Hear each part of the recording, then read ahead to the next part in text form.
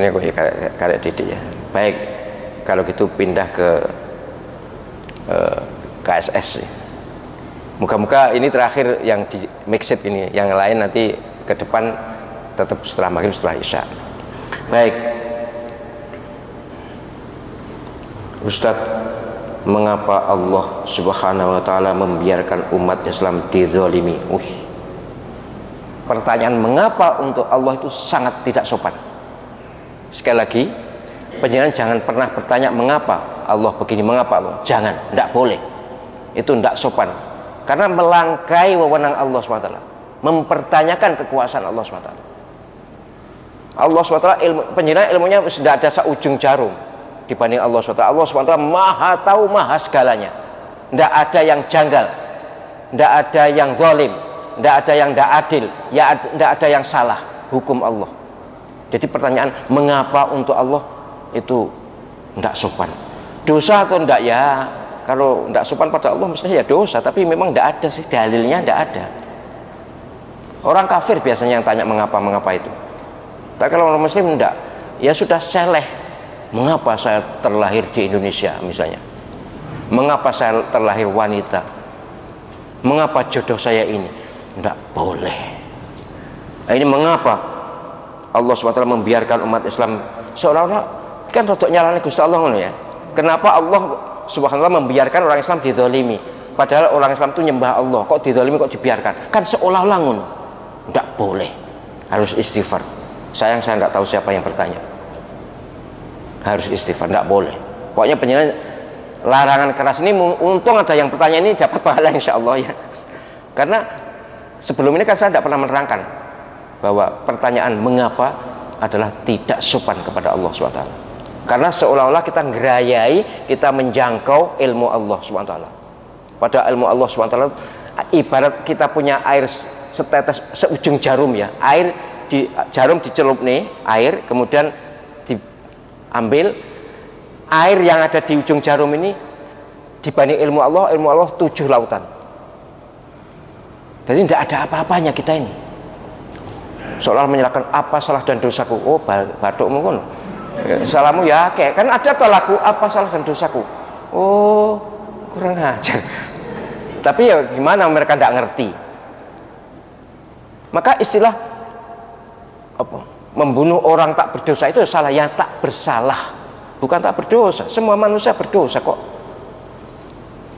Innocence ya, istilahnya innocent, tanpa dosa. Innocent apa? Tanpa salah. Jadi sekali lagi, kalau soal kenapa Allah SWT membiarkan orang Islam dizalimi, sudah tidak usah bertanya. Penjenengan harus seleh, harus ridho. Kalaupun dalam hati bertanya, segera hatinya ini dipimpin. Ojo takok ini, mengapa itu tidak boleh. Tapi kalau mengapa manusia silakan. Tapi kalau mengapa Allah jangan. Apapun tentang Allah jangan, Subhanahu wa ta'ala, jangan sampai ada pertanyaan mengapa. Sebab itu berbahaya untuk akidah kita.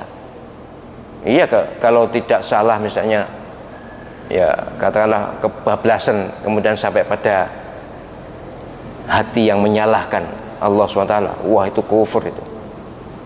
Jadi semua tindakan Allah SWT, semua keputusan Allah SWT itu benar, tepat, tidak ada yang salah. Mengapa orang Eropa dibiarkan kafir misalnya? Apa kita tahu bahwa Allah membiarkan mereka kafir? Kenapa saya ini menjadi keturunan maling misalnya? Misalnya ada orang tuanya maling, kemudian dia juga jadi maling. Kenapa saya terlahir dari bapak ibu maling misalnya? Tidak usah bertanya soal itu. Pokoknya segala keputusan Allah, menyikapi apapun yang terjadi, keputusan Allah harus ridho bil qada, rela. Kita sebagai hamba harus ngerumangsani, harus merasa bahwa kita itu bukan apa-apa, bukan siapa-siapa dibandingkan Allah SWT yang maha kuasa, maha dahsyat, maha segalanya, maha baik.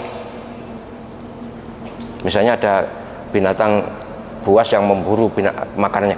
Kenapa Allah membuat binatang ini buas?